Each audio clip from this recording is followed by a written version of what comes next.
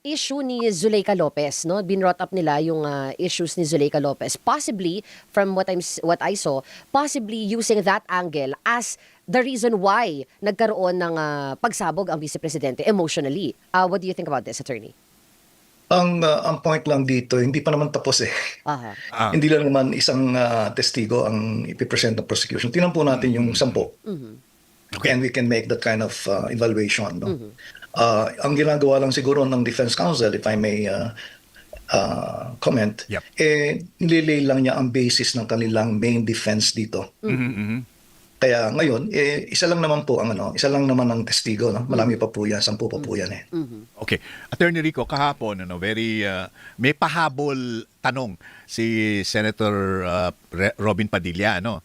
At very, very curious yung, maganda yung tanong kasi ang kanyang itinatanong kay Agent Calilong was, nasaan yung pinagkopyahan mo na original noong video na pinresent? Okay. Ang sinacertify ni NBI Agent Calilong, di po ba, na siya yung kumuha nun from the Facebook Live of Harry Roque. Now, ang tanong doon, is there such a thing? Yung original copy na pinagkuhanan o pinagkopyahan or which was downloaded na ngayon nakahapon ay pinresinta na nga ng prosecution? Mukhang hindi yata natin naintindihan kung anong quote-unquote original in the context ng testimony po ni Mr. Calilong. No? Apo. That is actually admissible as quote-unquote original in the context ng forensic evidence. Kaya under Section 2, Rule 3 of the Supreme Court's Rules on Electronic Evidence, yan ay considered as original, quote-unquote. At yan ay nag-present ni Mr. Calilong as the original copy. Aha. So, let me ask our witness, Rica Lato. Yes, partner. Your kasi Honor. take ito eh.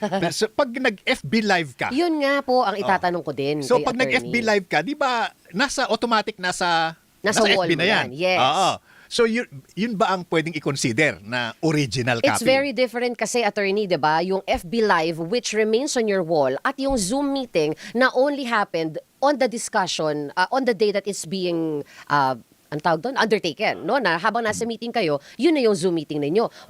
If hindi nyo yan recorded, wala kayong magiging existing proof na meron kayong naging meeting. So, I don't know, yun din yung magiging tanong ko, attorney, sa inyo eh. Kung ito ay recorded ni Harry Roque from his page, yun po ba yung magiging original? Kasi galing po ito from a Zoom meeting na supposedly ay hindi naman siya marirecord unless merong pagsabi sa lahat na i-record natin ito and maybe for publishing din ng everybody's knowledge. Well, hintayin natin yung ibang testigo that will provide the answer to what you're talking about, Risa. No? But in the meantime, yung pagkakatanong let's go back to Senator Robin Padilla's question. Yung mukhang meron siyang misapprehension kung ano ang original. Yeah. So let's put it in the context of the testimony of Mr. Calilong, and perhaps lang, no? Hindi ko alam kasi hindi natin kilala yung mga kanilang iniimbitang additional witnesses, no? Tingnan natin kung mapapalinaw nila yon. Apo. Bigla ko tuloy naalala yung era natin, Attorney Rico, no? Dahil kapag halimbawa, gumawa ka ng music, di ba? Nirelease mo sa plaka, hindi yun ang original. Ay, talaga?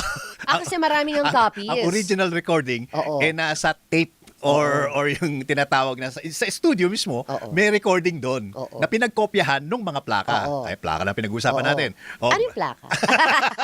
Tatlo Ang yan. tawag doon Peter, I think makaira naman tayo, no? Apo. Kasi dati rin ako nasa Motion Picture Association of America, no? Apo. So ang yung tinatawag natin doon yung mga generations, di ba? Different generations ng copies. Correct. Opo. Yes. Kaya marami yun at kinokopya. But right now, because of the facility of copying, talagang mahirap na very, very tedious ang pagkakapresenta ng ebidensya. Okay. Kaya dapat yan, aside from the subject matter na pinag-usapan natin, na footages and everything, may kasama ng testimonial evidence yan. Yeah. So kaya dapat yung nakopya niyan or nagkumuha ng at maintain at preserve ng footages na yan, dapat is competent to do that. Yes. And that precisely is what Mr. Calilong was trying to prove through counsel. Yeah. Okay. Let's talk about what the defense presented kahapon, ano, which is the footage nga nung kay Zulaika Lopez, yung chief of staff ni VP Sara. First and foremost, what was the intent? Ano po yung inaasahan ng defense sa pagpapakita o pagpe-playback noong mga pahayag ni Ms. Zulaika Lopez? Evidently, ang gustong pakita ng abogado, si Attorney Narvasa, is that yung background, bakit nagkaroon ng alleged yung threats ng Vice Presidente. I said alleged, no? Hindi pa na yan. Pero nakita na natin lahat yun, of course, no? Pinabigyan lang niya ng background that would be a premise or predicate for their presentation proper in their defense. Ibig sabihin, may background na ito that probably prompted the subject, meaning VP, to say that. So, binibigyan niya ng factual basis for that.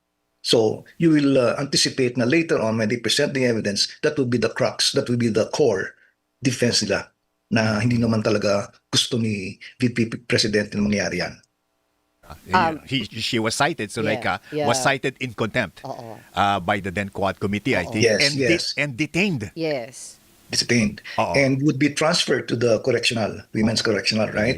Kaya sabi niya, hindi naman ako akusado at ako'y nangangamba sa aking buhay, and therefore ba't po naman nila ako ta-transfer sa women's correctional? Parang yun ang sinabi niya. And of course, being very, very close to the VP as her chief of staff, di po ba parang sampal sa mukha ni VP Sara yun na wala siyang magawa na ginaganon yung kanyang chief of staff?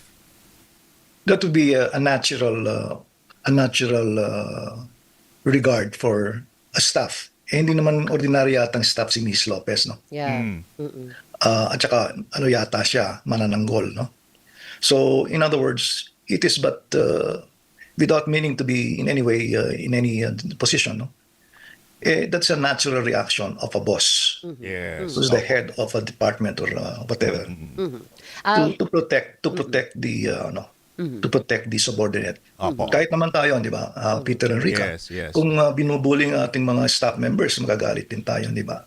So, that's a natural. But again, as to whether that would be relevant, Yes. depende yan sa presentation ng ebidensya.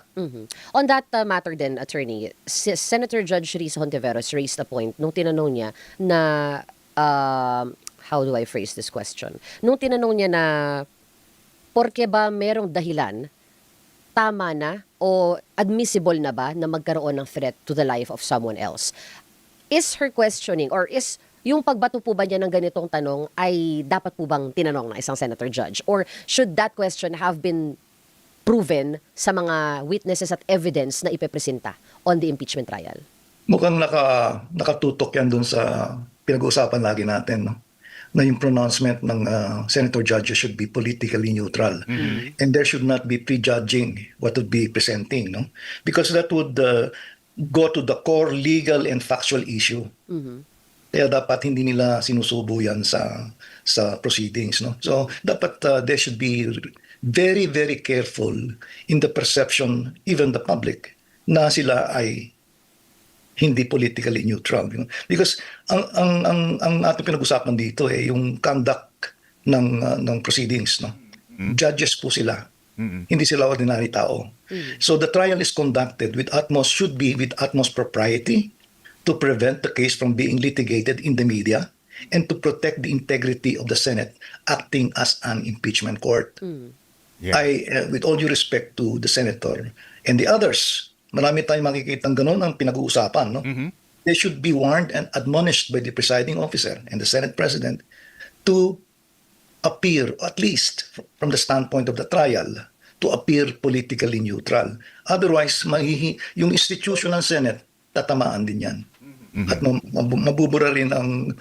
Kaya from either sides, sasabihin nila, ano ba ito? May conclusion na Hindi pa natatapos First witness lang yan. May nagko-conclusion na kayo o nag-feed na kayo ng inyong position. Hindi po tama yon because hindi pa tapos ang hearing. Ang hearing napakalayo pa lang. First witness pa lang po ito. Oo nga. Kaya tama po ako naman, hindi ako tagahanga ng ibang senator, no? Let me be frank about it. Yeah. Tumanga ako sa question ni Senator Padilla. Yeah. Yun ang dapat na kanya mga question. At si Senator Bam Aquino, maganda ang mga question niya. Neutral po yun.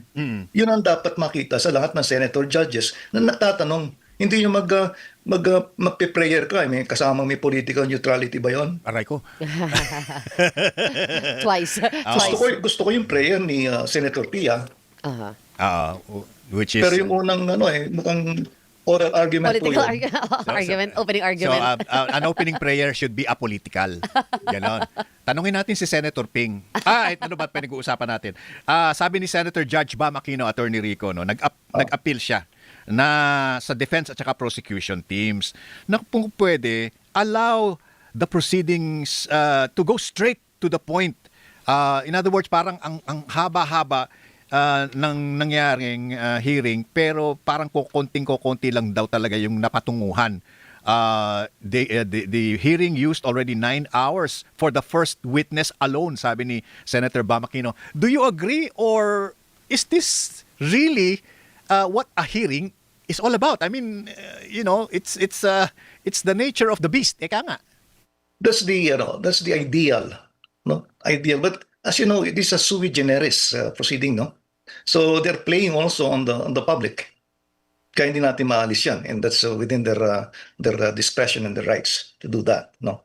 But again, ang function ng pre-trial is to really limit the scope of all the testimonial as well as the documentary presentation ng ebidensya.